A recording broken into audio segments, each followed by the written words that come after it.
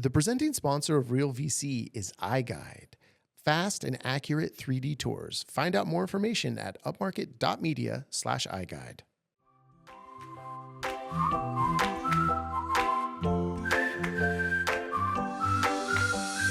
Coming to you from the Upmarket studio in beautiful San Buenaventura, California, this is Real VC, a podcast all about Ventura County real estate. You know that, Katie Connolly. I know about Ventura That's my County co-host. real estate. I'm Reed Fish, the CEO and co-founder of Upmarket Media, and it's Katie Connolly of Coldwell Banker. I'm still getting used to different titles. It takes time, yeah. Former Realtor of the Year. That's what I like to point that out all the time because it makes me feel important. I love people that actually watch the YouTube and will catch that because that never makes the clips. Well, yeah, we got to make a clip of her being Realtor of the Year. I think that'd be good. Molly Perry, would you get on that? She's our producer. She's here behind the scenes. I will get on that, Reed. Okay, good. Thank you. Thanks, we Molly. want, yeah. In fact, in every caption, it should say former Realtor of the Year, Ventura County Realtor of the Year, Katie Connolly. It should. I'll get right on that. Yeah. Well, and I think we have a contender of someone who's probably been Realtor of the Year many times, maybe never been officially recognized. Or they should. But yeah, but we have Terry Moerler here, who is with Keller Williams Exclusive Properties in Simi Valley. So Terry, I thank you for being here. And then I do want to start by saying that you have a really kind of unique specialty in real estate where you are really focused on clients that are selling a home for the first time. And it sounds like it's not these people who just bought their first little starter home and now need to upgrade after 8 years. You're talking about people who've been in their homes for 20, 30, 40, maybe even 50 years, right? So how is that market different than kind of what we think of as the typical real estate market? And that's a really good question. Thank you. I've been in the real estate business for 45 years. So many of the people that I'm talking about are people that I sold them the home 20, 30, 40 years ago. And now it's time. It's time for something. It's time for a change. So the change is their children have moved to Tennessee. The children have moved to, Texas, some other place. And so now they want to be with them because of their grandkids. And so selling this home for the first time that they've never sold a home and how different the real estate business is today. When I first started, it was one piece of paper. Right. Now you cut down a tree to sell a house if you were to have paper instead of, electronic. And so the most of the client base that I do work with right now are engineers. And so these are people who are thought process type people and don't make change easily. So you wonder, why does somebody stay in a house for so long? Especially engineers who don't change very much, but this is a huge thing for them. And so they usually start the process 3 years before they're ready to go. It starts with an emotional situation. I actually wrote a book, and the book is all about goodbye, old friend. So, there's many, many memories. So we start with memories. It's not a regular real estate transaction because there's so much more emotion. Sure. It always starts with stuff. What are we going to do with the stuff? How do we prepare a house for sale? Yeah. What do we do? Let me call my children and see what they want. Yeah. And then we definitely want the China hutch. And they find out. And in many cases, in my book, it's all true stories of people who have sold their home. And so one of them, she had her own dishes because when she got married, it was a big deal to go and get china and silver. Mm-hmm. So she had her china, she had her mom's china, and she had her grandma's china. Yeah. Not one chip in it, nothing. Well, no one ever uses china, of course, because and so, there's never a chip in it. We could not give that away. No. It's very sad because Salvation Army and the different charities that would normally take these type things, nobody's buying it. Mm-hmm. So that's the first thing that is an emotional situation is that they believe that, one, their family's going to take it. Two, somebody is going to buy the oak furniture. Yeah. And, so it's a process. Yeah, well, I think that resonates for me because my mom passed a couple years ago, and and I think just generationally, those of us younger than the boomers that are kind of the ones aging out of their homes at this point, is like we have a different relationship to stuff, and it's just, and also styles have changed so much, and and I know people even in my generation and younger, they're still accumulating stuff, but I think I see what a toll holding on tight to all that stuff has taken on my family. And it's like, I don't want that. I just want to release. I want to let go of all that We stuff. just went through that at my house. Yeah. My grandma passed in December. My mom moved in with me a year and a half ago. And same, she had my grandma's china. My mom had her own. And I was like, let it go. And she's just like, how could you say, she thinks I'm this like cold-hearted person. Right. And I'm like, but you've literally never used it. You Never maybe used it used it. once at Christmas, in 1986. It can't go in the dishwasher. Yeah, no, exactly. Yeah. And it's absolutely worthless. I mean, that's the crazy thing. And all that oak furniture is just, but of course in 20 years, that'll all be back in fashion and then people will want it. But, you could sell it to people that do weddings. Yeah. Right? Because they like all the vintage kind of decor tables. But Terry, you did touch on something that's interesting that I think a lot of people don't realize about realtors is we do study personality types. Yes. Right? And so we know how to talk to the engineer different than, the high social people like we are. And I've studied personality types and how to talk to people like they want to be talked to, not how you want to be talked to. Do you use that on me? All the time. That's why we get along. But that's good that you touched on that about the different personality types. Yeah, There's a that lot. is probably the biggest thing that I could share with anybody right now who's listening, not only from the real estate viewpoint, but I believe that the breakdown in the world is communication, and that being able to converse with people the way they want to hear it. And I mastered the DISC profile. That's what I use about 20 years ago, and it helped me in every part of my life. And so when I go into a client, there's always two personalities. Rarely do you find the same. You don't find two engineers living together because they would kill each other. Don't find two, executive people usually together. true. So one will always be the warm and fuzzy one, and the other one will be the more calculated, the spreadsheet taken down. And so when you can figure that out and then you can work through that, that is, really an important factor. But I would really like the listeners to understand that understanding other people is so important. Wait, would you say the DISC The system? DISC is just, DISC. there's many ways to do profiling, to understand profiles, but the DISC, a D is a dominant, an I is an influencer, and S is a social type person, warm and fuzzy, and of course the C is the engineer, the accountant. So I'm a DISC. I got the first three. Yeah. I'm a full DISC. I think I got it all. yeah, well, we do. The whole well, cassette. Yeah, I well, got here's it the all. point. The point is we do all have it all, and it has to do with the environment that you're in. So if you're selling your home, you can change from that D, strong personality, to being more homey and caring because of the environment that you're in. And so, the niche that I have in real estate, these first-time sellers, it's a process, and the reason why most agents would have challenge with it is that most agents' personality is an I personality. They're an influencer.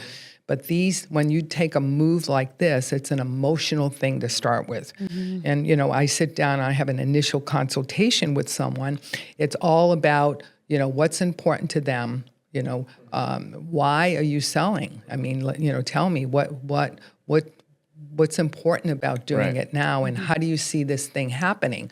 And the way they see it happening and the way it's going to happen is usually not the same. Sure. They just think it's just going to sell, and and so it's where are you going? Where are your things? Have you talked about and thought about capital gain? And they look and have you talked to your CPA? Well, no, and I say, well, I sold you this house, 35 years ago for $235,000, and now it's $1.5 million. Yeah. And we do have, opportunities to have some help, but you know what? You're going to have capital gain. Right. Well, and in that process, so you have the stuff conversation, and then what are you really trying to steer your clients into getting their homes to look like we think homes that are for sale look, where they're staged, where you put slap fresh paint on it. And I mean, in a lot of times you see these staged homes and the older families still living there. And, and I know that's got to be a really hard thing, right? Yeah, that is a hard one. And especially. And so what do you steer people to do in that situation? We have a refresh process in which we work. So we want to refresh everyone's house. The best scenario is if they move out, if they're already gone, and then I can do the best I can do. But again, going back to engineers, I cannot tell you how many times I've gone into a home that I sold 40 years ago and they have the original carpeting. Sure. Because they bought good quality carpeting. Right. And it's fine. But I can prove to them by staging, by refreshing, by all of the process in which we work that they can get the most amount of money out of their house. Right. And so again, you can't go into a situation like this and say, okay, here's what we got to do. You can't. It's a process. Yeah. And so you have to have you have to kind of hold their hand as they let go. You have to hold their hand. And everyone is invested in that their taste is really great. And why wouldn't anyone like this? You know, and we love it, so everyone should love it. Yeah. Right. Yeah. And we're assuming that we're talking about two people that might be, retired and now they're going to be with their children. But there's another group of people, which are the ones who lost a spouse, who didn't really want to leave, but now the house is too big, and the family thinks they should keep the house, but the mom doesn't or the dad doesn't, and that's a whole nother thing, because now they've lost a spouse, and now we're trying to sell the house, and kids are not on board. Right, and the kids might live in different parts of the country. Or you get grandpa's house that nobody's here, everybody lives someplace else, and then I'm doing a consultation on Zoom with 5 relatives who all give you an idea of what what should be done. And so there's all these different things.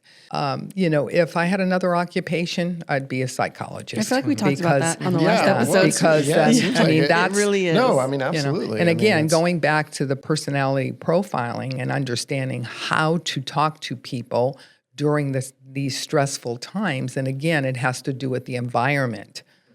So when you're in a certain environment, you're going to react differently than you would normally react.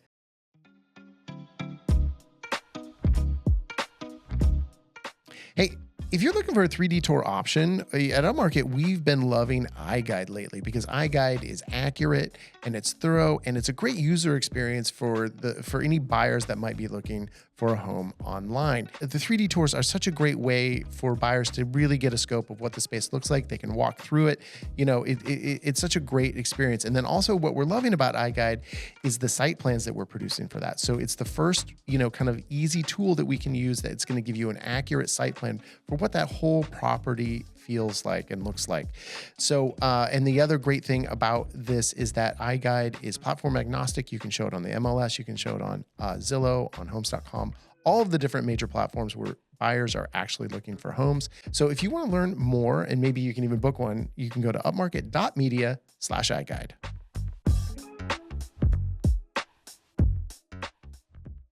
And I think what a lot of people don't talk about too is just the awkwardness of having strangers in your home, right? And then having to have it always be ready. Like the trash cans have to be empty. The shower has to be squeegeed. The counters, you don't have your bills on the counter. Like during this, 3-month process, it's just a kind of a second job. You kind of, and it's almost you just have to protect, like you just moving out is the best option. Obviously not everyone can, right? There's not always the money for that. And then, decluttering, it's always a challenge because, people are used to the way things are, I actually went to one recently that I haven't seen wallpaper in years, but the wallpaper was still there. Back. Yeah, wallpaper is back. But not with the ones with the big roses on it, and peeling off in some places, and so it's you have to be very delicate. No, I agree. I mean, going back to affordability, I'm sure that these people 40 years ago spending $200,000 felt like spending $2 million, and never in their well, mind. But I don't think relatively though it was like I do think the those prices were more in line with a typical income Yeah. than I think the $1.5 million is right now. That's so true, just but- to push back a little, But that's true. But then imagine, Yeah. working hard your whole life and then retiring and then, having your $1 million course, or yeah. whatever it is Yeah, to it's take my- to Tennessee it's or my to nest take egg, yeah. Yeah. to a smaller home. I'm sure that's got to be super rewarding too. Yeah. Yes. Well, but okay, so you coach them through these processes, but you were also, you were kind of mentioning before we were recording that maybe a lot of these people are also helping their grandkids buy Yes. houses, and that's what you're seeing. Because to get back on this thing of affordability, of like, how are young people supposed to afford to live in Ventura County? To buy a home? I mean, unless you're making $400,000 a year, it just seems completely out of reach. So. But what you're seeing is a lot of these people who have accumulated wealth in whatever way, but maybe through their own home that they bought for $200,000 is now worth $2 million. Now buying their grandkids houses free and clear. Is that what we need to tell our listeners who are young? Is to get really rich grandparents? Yeah, it's really kind of interesting to watch what's happening because my sellers will say, "Well, who's going to buy my house?" And everybody knows that more people are leaving California than are coming in. So, and they say, what about Amgen? Well, Amgen is not really expanding like they used to. And so many people can work at home. So it's a whole different kind of situation about who's going to buy. But what I have found is the sales that I have been making for the young people who want to stay in Ventura County or come back after college from Ventura County is grandpa and grandma who have saved their money and want their grandchildren to stay within the community. They're the ones that are coming up with the cash to get them started. Right. And so I'm seeing a lot of that.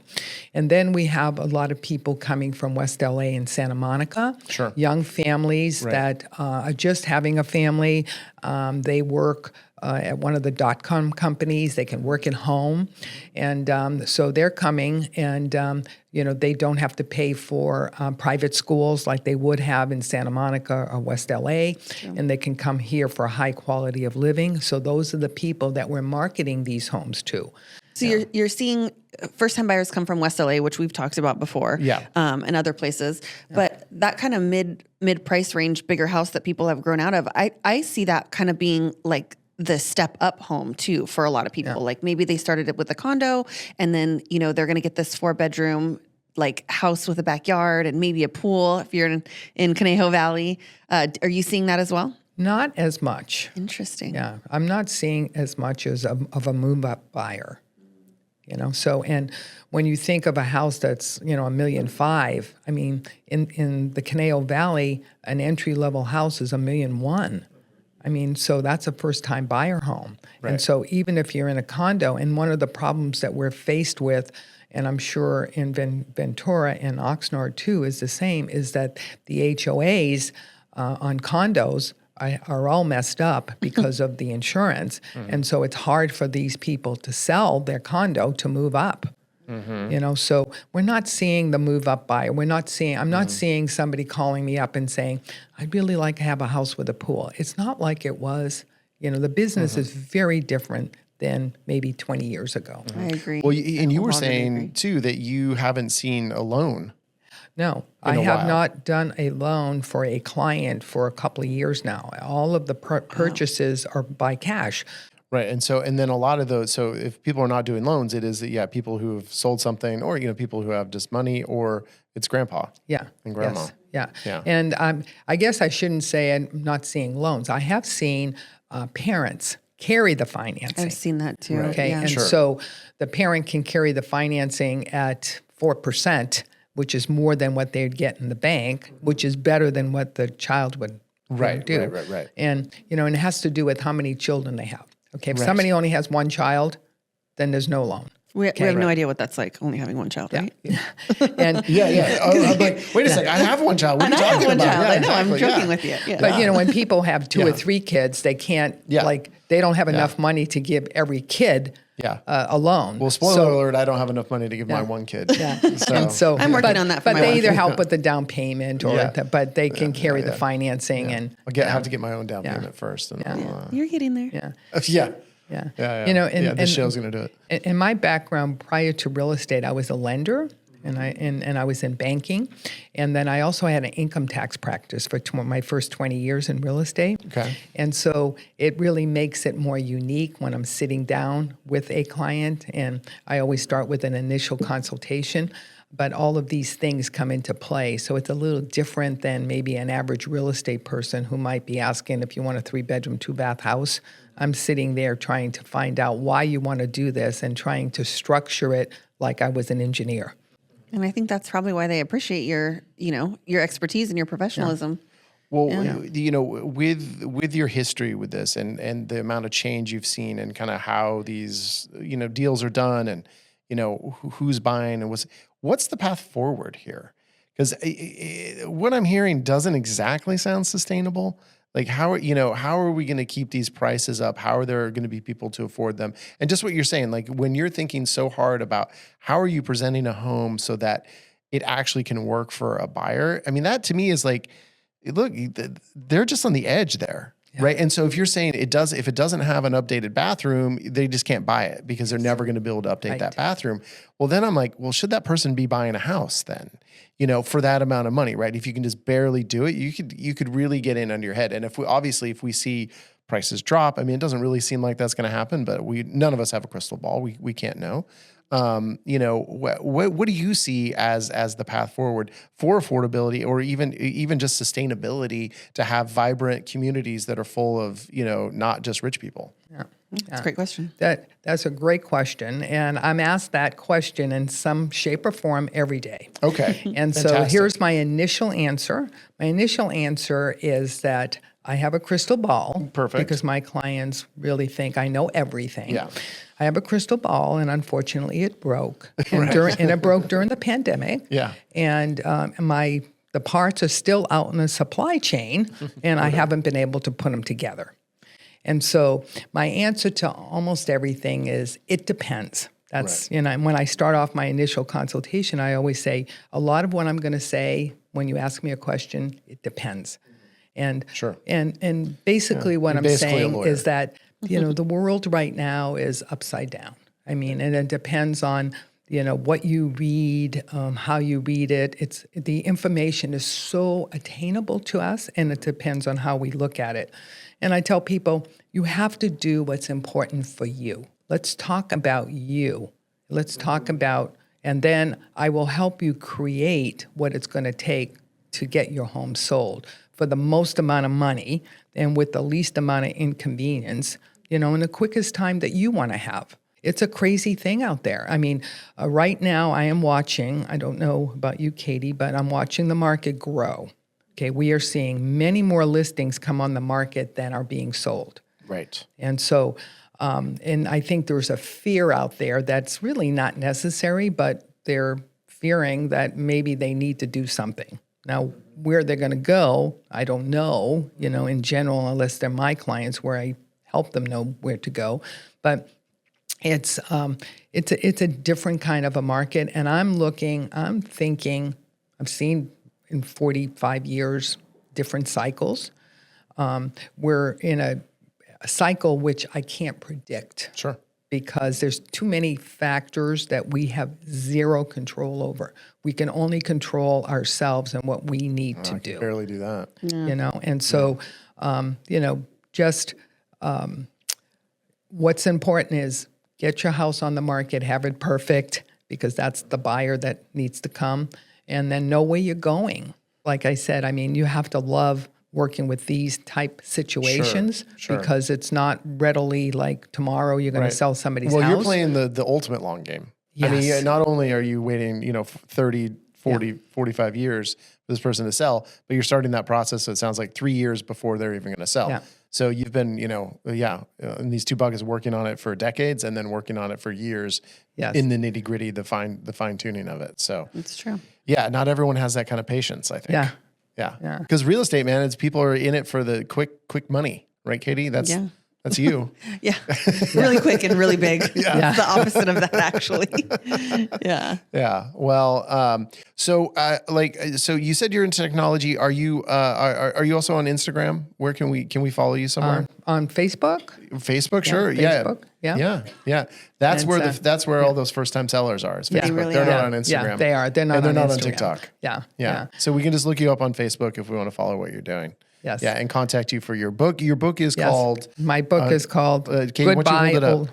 Yeah. Goodbye, old friend. I can't wait to have you sign it for me, Terry. Yes. Yeah. And I'm an avid I'll do reader, that. so I will Yeah. totally read Yeah, this. I I'm so love excited. to give those books out for free. So if Oh, somebody, Thank you. all right. my books are on Amazon. And the best way to find that is RX4 Empowerment, the number 4. RX4 Empowerment. Okay. .com. Well, thank you for spending some time with us today.